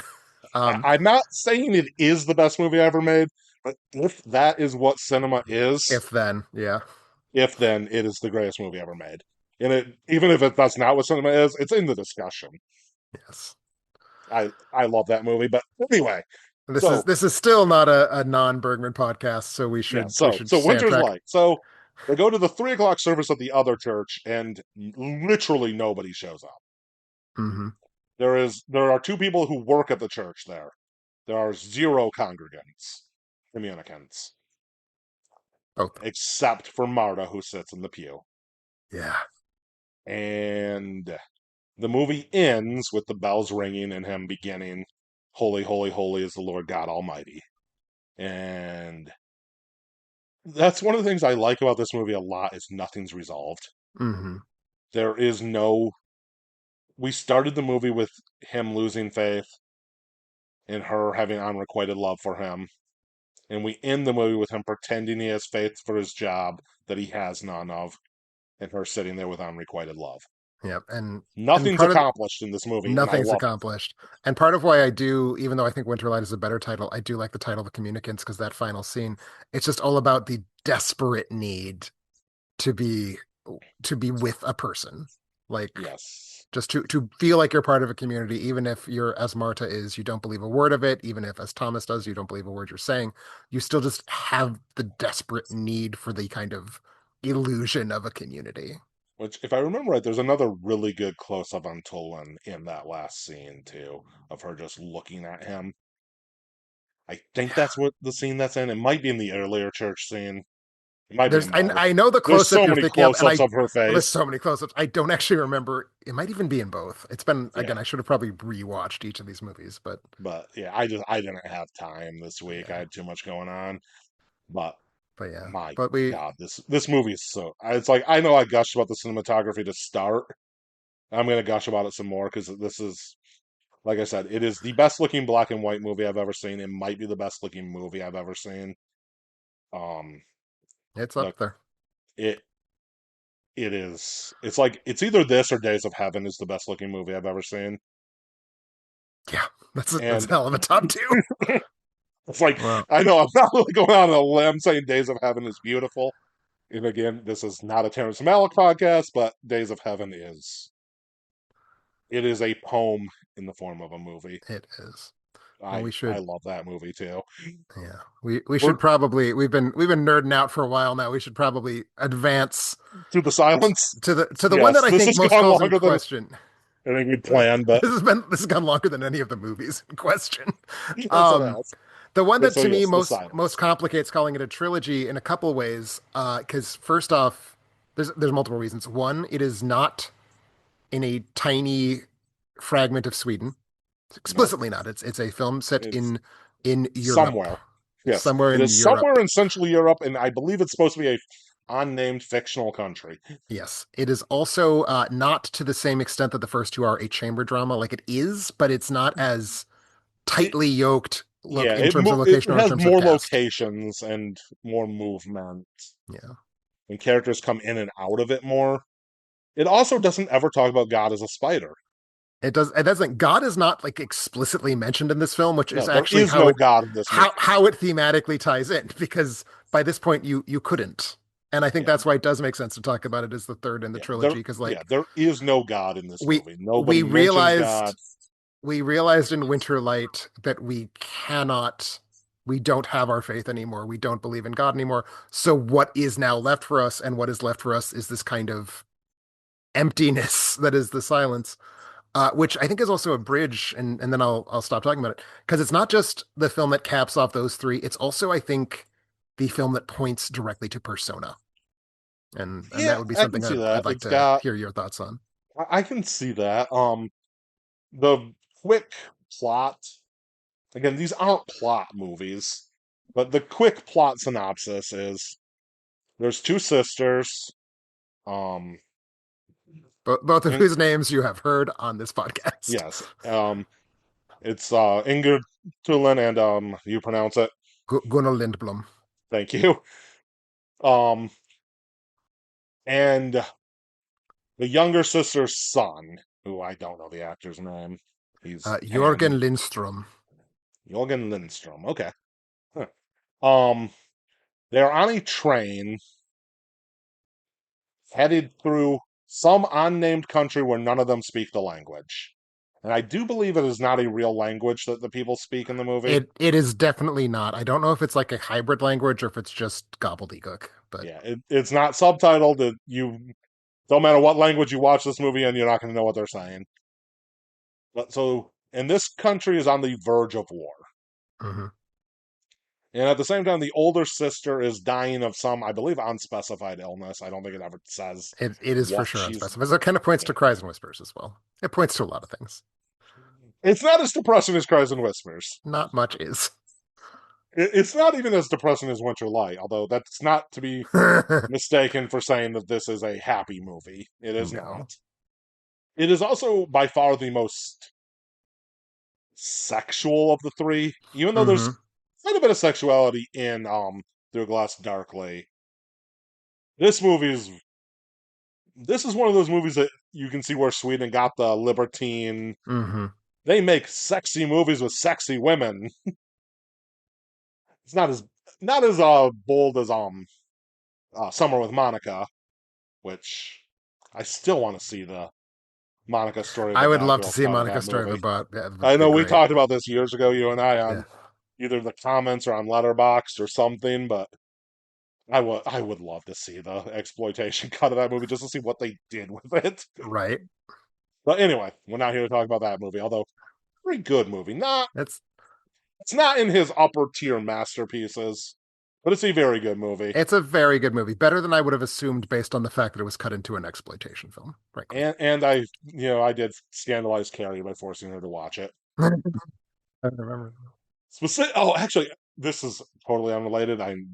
We're wasting time here, but when I had her watch Smiles of a Summer Night, there's she on the podcast when you guys were talking about it, she said something about side boob being in the movie, and she was shocked. Hmm. And I thought, oh, I should have made her watch Summer with Monica. And right after I had that thought, you said, oh, you should watch Summer with Monica. So that's why I signed that one the next year. Because like Love you and that. I both immediately reacted the same way to her being impressed, surprised, whatever. It's Like she didn't just know that a movie from the '60s could be sexy, right, or '50s right. rather. Oh. Anyway, Anyway, if you want really sexual Swedish movies, there's that Curious Yellow. right. Which I've still But not seen. Oh yes, The Silence, which The is a sexual Silence, movie.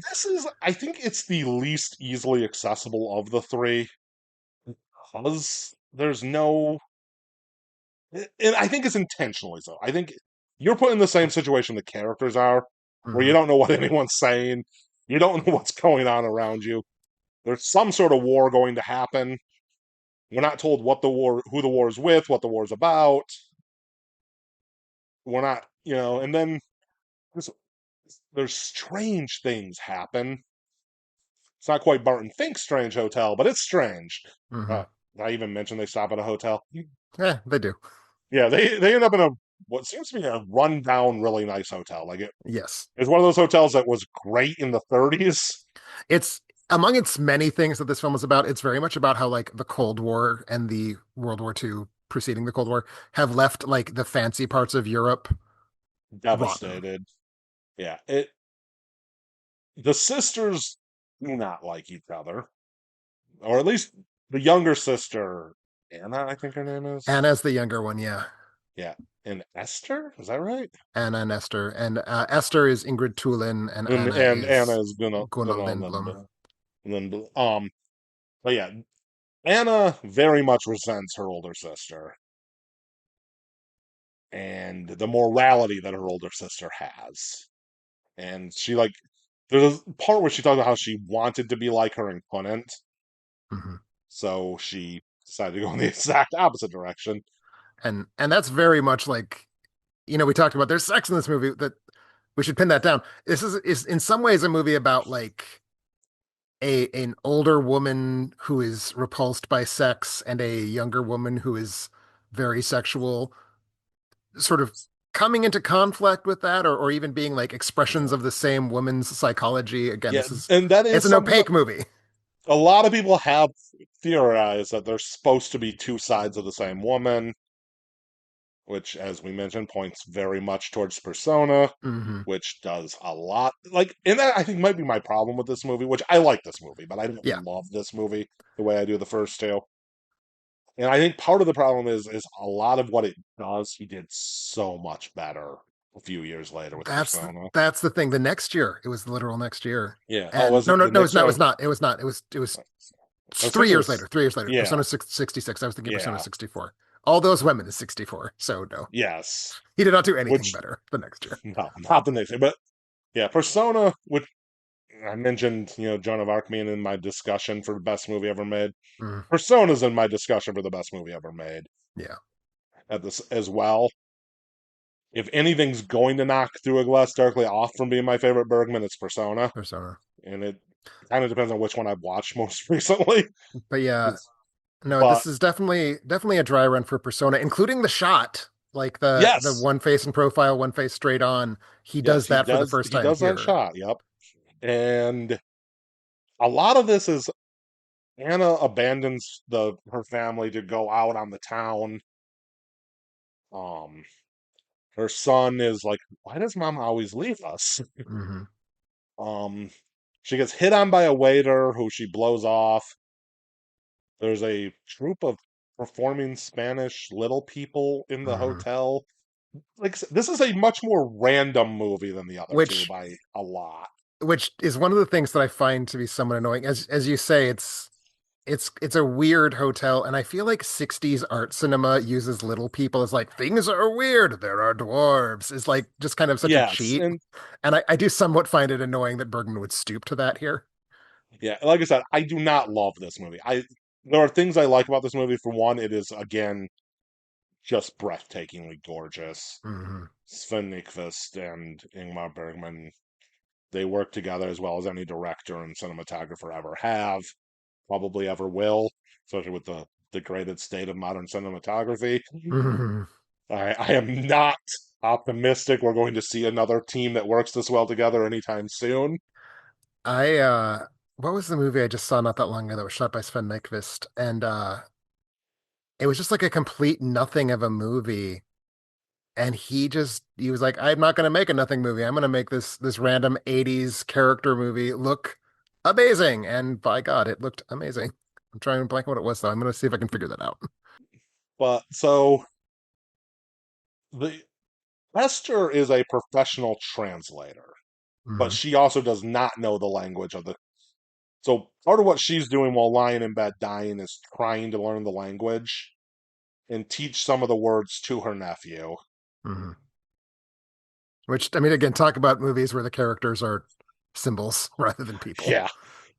It it is not a movie that opens up to you at all. Hmm. I feel like it keeps the audience at a remove. And again, I think this is intentional. I think that's what Bergman was doing, but it's still what That's it does. that's the thing. Like the challenges with this movie, which I think is very, very good. I think it is Yes, a consummate. I If feel like Persona I'm didn't exist, criticizing this movie that I really like, but if Persona didn't exist, I would not feel a lot of hesitation in giving this 5 stars because it does so many things well. Just so many of them get done better. Uh, exactly, yes. but like part of the challenge and the pleasure of it is that it's a film about meaninglessness because it's about okay, God is silent. There is no God. Yeah, So what? And that's kind of the question that the characters can't answer. Well, how do we find meaning? So it's a film about meaninglessness. It's yes. a film about how Cold War Europe is in a state of perhaps irretrievable disrepair. Yep, So it's a film in which nothing makes sense because it's not supposed to make sense because the whole world doesn't make any sense. And it's a film that sort of conspicuously lacks a center because you get the impression that Johann is the character we are yoked to, but the whole point of the movie is that he doesn't understand what's happening around him and right. he's about to become an adult, but he isn't an adult, so he's seeing all this adult behavior and it confuses and perplexes him and so he's kind of our way into the film, but he's defined by not being the center of the film. So it's this film that's sort of constructed to deny satisfaction. And there you go. There isn't satisfaction in this movie. Um, and like I talk about, there's sexuality in it, but it's it's kind of presented weirdly because Anna's presented as the sexual half of Hmm. the sister pair. But when she goes to the theater or whatever and she sees the couple next to her in their seats having sex, she's repulsed by it. Hmm. She blows off the waiter who's hitting on her, but then tells her older sister an elaborate story about basically fucking that waiter's brains out Hmm.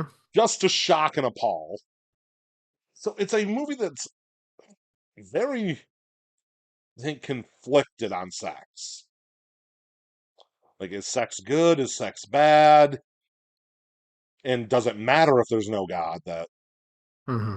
what's the moral implications? And That's the thing. Is it possible for sex to be transgressive if there's no moral order for it to transgress against? right, which and I mean, I'm an atheist,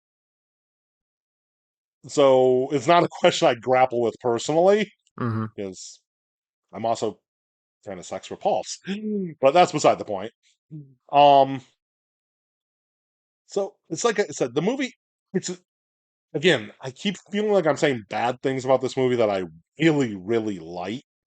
I just think it is the weakest of the three And you see, and for the one me, with the go ahead. least hook. It does have the least hook. For me, the things that are bad about it are strengths in a weird way. Because again, it's a movie Meaningless. about it's about how here in 1963, where do we go for meaning? It's very postmodern. It's very post-war. Like so, it's a very it's not even postmodern. It's modernist. It's like pure modern. What do I call it? Postmodern.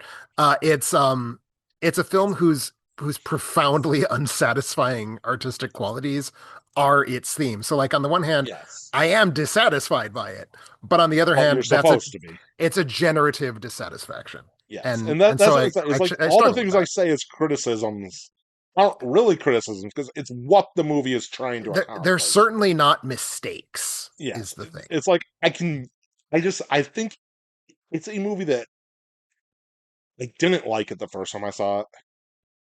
I mean, I didn't hate it because I can't hate a movie that looks like that. Hmm. But I didn't warm up to it until the second or third time because you know that mindset where well I watched the first one I got to watch the third one too. Hmm. And each time I watch it, I like it more. But I've had to come to accept there isn't a way into it. Sure. Like Persona, you know, volumes have been written about what Persona might be about. There are ways in, there are hooks. Whether or not they're correct is Well, to me, the difference between Persona and the Silence, and it's why Persona is ultimately better. Persona is very like Winterlight, only more so in that the characters are symbols, right? It's the oh, dying definitely. translator who can't speak the language of this Central European country, the pre-sexual boy being confused by his mother's sexuality. Persona is about two identifiable, concrete, in the real world personalities. It is a character How study, they play and off each other. and this is not a character study because they are not No, characters. They are no. ideas. Nobody would ever call this movie a character study if they've seen it No, like because the it ain't honestly, studying nothing. like Winterlight is still mostly a character study, even though especially the married couple are clearly symbols. He has dropped characters. They are not Yeah. characters in the silence. like like if you watch like the characters become less concrete and more symbolic Hmm. as the is it a trilogy goes along. And I also think that's one of its limitations because Bergman is again he's a pop filmmaker. He's making movies for an audience. He's working in this theatrical tradition when he's doing theater that's very grounded in character truth. And Right. and so he's not Alain Resnais, right? He's not someone who's going to make these kind of symbolic, meaningless portraits of a Europe on the edge like Last Year at Marienbad, which is the film that I think this would like to be. Yeah, and I do think he kind of hits the end of this particular strand of development with this movie. Absolutely. His characters get much more concrete again going forward. It's like and he also religion remains a theme throughout his movies, but he doesn't ever focus on it as intently and regularly as he did He doesn't from ask 1960 to questions. 63. He doesn't ask the quest. It's not the question of his films after this movie. Right. It's like some of his characters are religious going forward, some aren't, is a factor, but it's not the central thing he's building around anymore. Like So Like I this would think of movie's something like Fanny and Alexander, which has a lot of religion in it and yes, questioning whether God is there, but it's not like the film is animated by this question of how am I to live if God doesn't exist? Like that's not what Fanny and exactly. Alexander is about at all. So I Anyway. think in a lot of ways, The Silence is a turning point film. Hmm. He has really going all the way back to the Seventh Seal, at least. He has grappled and slowly found his own answers to Hmm. those great questions about God and religion. And The Silence is kind of his final concrete statement on that Right. question. And that's the only thing concrete about The Silence is the answer of the God is either God doesn't exist or God might as well not exist because he is silent. That's the Hmm. ultimate conclusion, and that's why I, like you said at the beginning, gravitate towards the God Silence or Silence of God trilogy as Hmm. the name for these, even though I keep referring to them as the is it a trilogy because Yeah. I think Well, that's a question worth grappling with that let's isn't has an answer.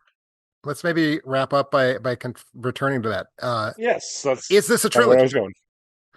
I think it is. I think the questions that run through it do thematically link it. I think it's a much easier argument to say that Winterlight and Through a Glass Darkly are a duology or For whatever, sure. what dyad, whatever word you want to use for that. I think the silence it doesn't fit as tightly, but I do think it's still grappling with the questions. Just now it has the answer and it doesn't like the answer. Hmm. So what do you think? Do you consider them a trilogy? It's I agree with you that they combine to form a rhetorical unit. So I think that makes sense. I also think that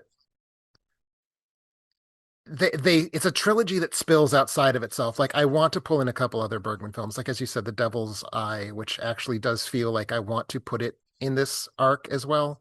I think you can And put both that and the Virgin Spring, and I you're think so. still dealing with a lot of the same questions.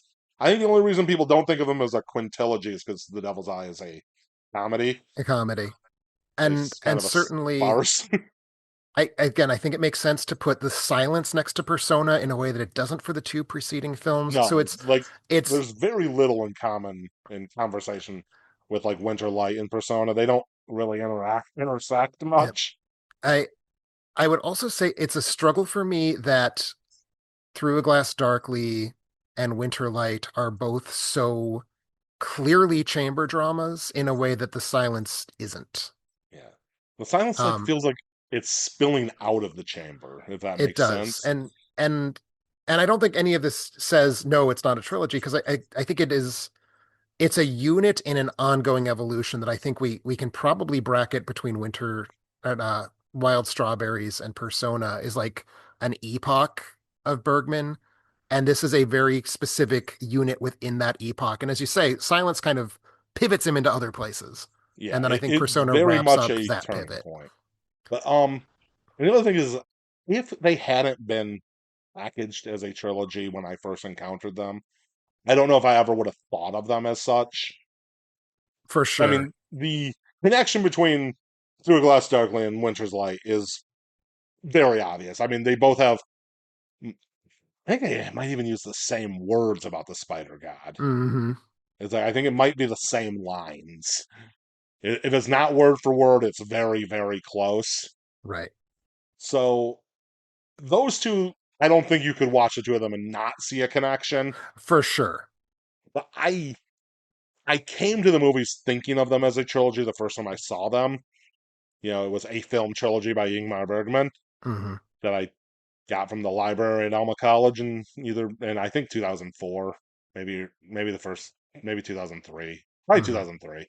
Either way, so I've always had them presented to me as a trilogy, and I think that probably That informs how I look that at them. shapes it. Like it's one wants to call them a trilogy because we don't have dyads in cinema, and it's such a clear dyad. But like I Yes. do think it holds water. Yeah. I think that the film being titled The Silence, which is the only one of the three that has the same title in Swedish and English, Yep. Tystnaden in Swedish, that kind of also insists on it being part of it because it's like a photo negative, right? Like we've said goodbye to God, but now God's not there anymore. So it's kind of the coda, maybe, to the Yeah. trilogy. And if it's not clear, I think you should watch these movies. Anyone Oh who yeah, hasn't. Um, the last time I watched Winterlight, I finally did bump it up to 5 stars. I've been grappling with just how depressing it is, it's so depressing. but it's maybe the most depressing movie I've ever loved. I don't love Cries and Whispers. I I think it's a I I love Cries and masterpiece. Whispers. I think it's a masterpiece. I think it's an easy 5 star movie. It's so hard to watch that calling it love just feels like the wrong word. Right, But I don't think we have a difference of opinion, just a difference of vocabulary in this particular right. case. It's like, and I've been at 5 stars for Through Glass Darkly for a long time. I think you gave it 4.5. I'm at 4.5 on Through a Glass and The Silence. I'm at 5 on Winterlight, I but I think could easily I see would it have to getting look all at of my that. letterbox. I think I was at 4 the last time I watched Silence. It might have been 4.5. Any way you slice it, we're averaging these movies at about 4.5 These between are these us. are great films. They're formally among the most achieved, like highest achievements of 60s cinema. Even if you find the themes a little bit too much to grapple with, like Winter Light alone is like one of the films you must see if you care Yeah, about I cinematography. cannot express enough how much you just need to look at Winter's Light. Hmm. It is, which is exactly why it's my favorite of the three. yeah, Honestly, I'm gonna own my that is biases. totally valid. It is so fucking beautiful. And Yep. also, if you didn't catch it from what Tim and I were saying, we also both think you should watch Persona Should a probably few watch times. Persona, Seventh Seal, Wild Strawberry, Smells of Summer Night, Cries and Whispers, maybe when you're really in a mood that you're S- ready for it. Scenes Uh, in from a marriage, Fanny and and also Alexander, not made by Ingmar Bergman, but we would definitely add The Passion of Joan of yeah, Arc for sure. and Skip Days the of Heaven to touch. that list that we talked You about. you don't have to see the touch. No, no, um you can probably skip Serpent's Egg Yeah. So and all those women you can skip. you should run away from all those women. Some of his early movies aren't particularly essential either, even in Yeah. the ones that are pretty decent. But almost everything he made from about what 1950, what year was Wild Strawberries and Seven Seal, like 57. Actually, I 57. think Smiles is 55. So let's start it at So 55. 55 to at least, Fanny and 73. Alexander. Oh yeah, Fanny and Almost Alexander. 30 almost years. everything in there is at Not least that long. good. There's a few, but not very many that aren't good, and there's several that, are 4+ star movies, 5 star movies, Absolutely. and one of them is Persona. Yeah, And again, it is one of the canonical great movies for a reason. for sure. So anyway, Tim, you wanted to be Yes. done within like about an hour and a half, huh? Eh, you know, not that far over. Well, thank you all for listening to us geeking out. We Yes, appreciate it. we're nerds. Before we bail out, do you have any places we can find you online, Brian? Anything you've been working on Um, recently? Mostly just letterboxed, Farwell 3D. Most social media on Farwell 3D, but Yep. I I don't even advise following me on most social media. Yep, same. I exclusively use Letterboxd and this here I follow website, your Alternate dead Ending. Twitter account Oh, that well, thank hasn't had you. a post in like I, years. I don't pre-pandemic, I think. Yeah, Uh, oh, I'm pretty sure, yeah. yeah. Well, thank you all so much for listening. It's been a pleasure yammering about Bergman with you. Next week, Brennan Klein and I are back to continue our Bride of Alternate Ending look at 80s slasher films that he needs me to catch up with. So be sure to check that out. We'll see you then.